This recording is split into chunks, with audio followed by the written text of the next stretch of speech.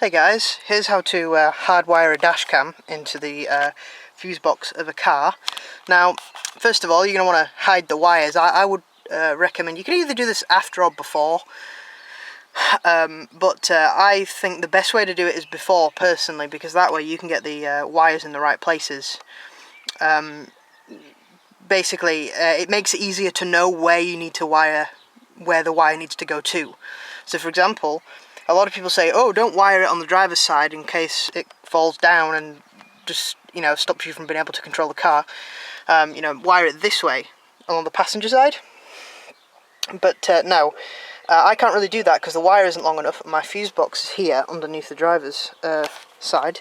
So what I've done is I've tucked it under the headliner all the way along here.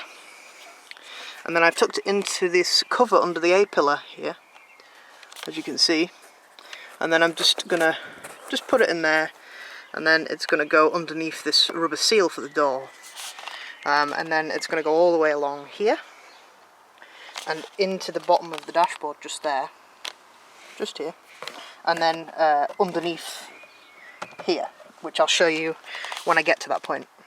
So yeah, once you've put it down the seal of the A-pillar, by the way, make sure you tuck it just behind here, or at least in this. This is a Skoda Fabia. But in other cars it's probably going to be similar. I mean, all cars are very similarly laid out inside. So once it goes under the door seal, just push it down here behind the dashboard, and then get something and push the wire in here. I'm using this. It's actually a child's Play-Doh tool. It's from my niece's Play-Doh set, but it works really well to push the wire in there without damaging anything, because it's plastic and it's not sharp in any way, so it doesn't damage the rubber or scratch any of the dashboard or anything, so it leaves a really professional finish. So yeah, so here's the most difficult bit. Once you've got to the bit where you've put all the wires in, as you can see, my wire is now hanging out the bottom of the dashboard. So what you want to do is you just want to open the fuse box like so, just pulls off.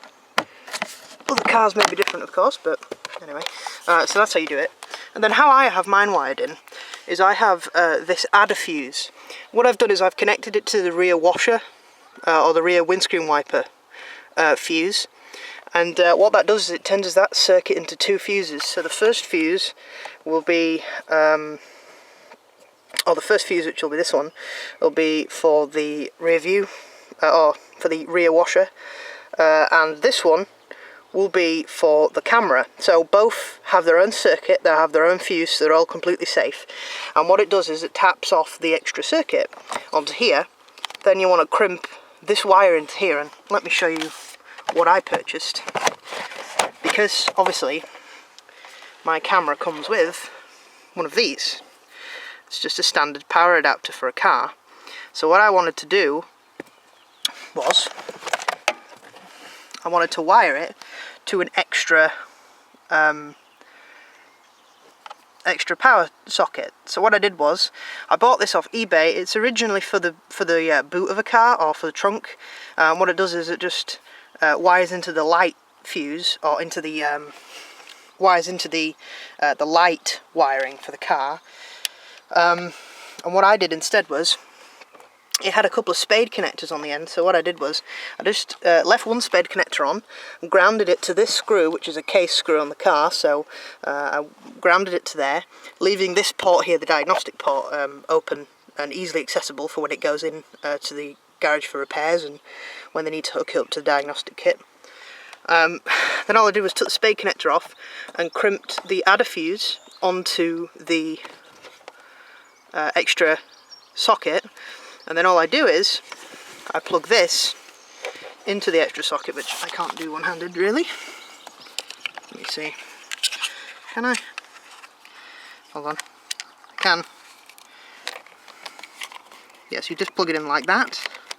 It's a regular socket. There's no difference in it at all. Hold on, let me put the camera down.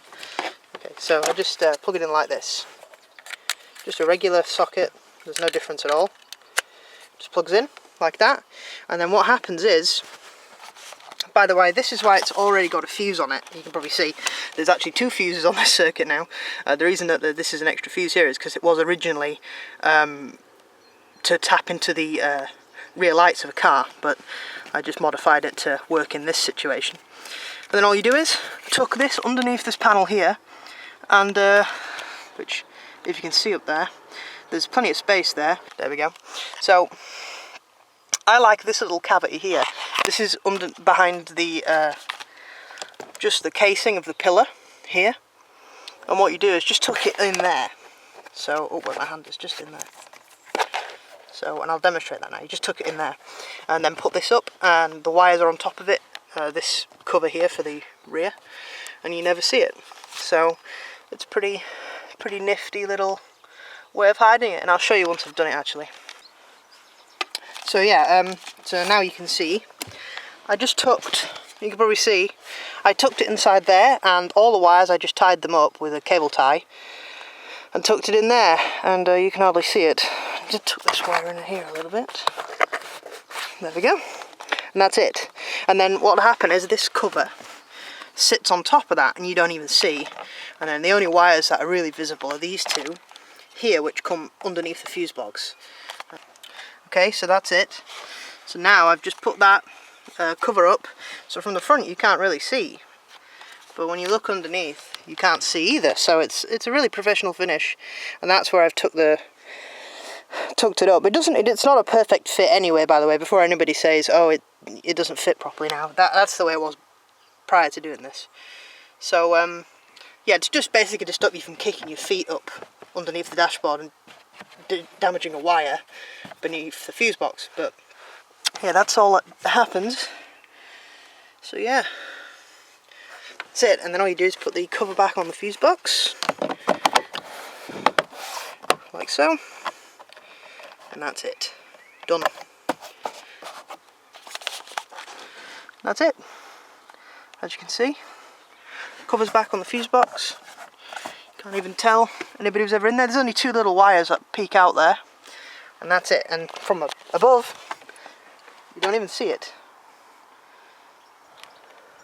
So now when I put the keys in the ignition and switch on the electrics, the camera will power on with the ignition. As you can see, power's on. And then once I take the key out, camera will eventually power off, but there is a tiny bit of delay because the transformer inside holds some power afterwards. So there you go.